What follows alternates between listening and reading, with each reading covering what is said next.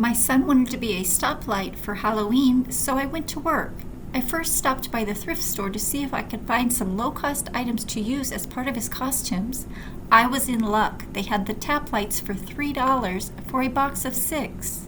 I knew I needed a rectangular box, so I stopped by the grocery store to see what kind of boxes they had.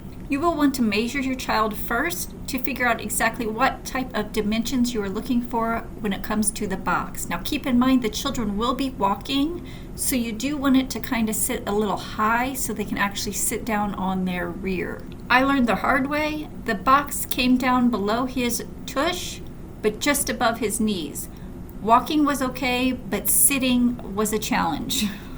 I used the tap lights as a stencil to cut out the 3 holes in the front of the box, and then I cut armholes on each side of the box. I used gold-colored felt to cover the box, and then I also used black foam to make the outline of the stoplight.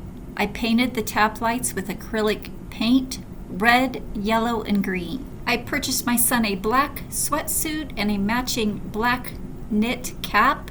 I also created a street sign out of foam that had his name plus avenue. Besides from the slight snafu where he could not sit down in the costume itself was a huge hit. The kids enjoyed hitting the tap lights to turn the lights on and off, and he did win several Halloween costume contests with this homemade Halloween costume of a stoplight using thrift store tap lights. I'm a reseller on eBay, Poshmark, Mercari, Facebook, and Amazon, and I search thrift stores, garage sales for undervalued items to flip for a profit online. You can too. Subscribe to my channel and let me show you how.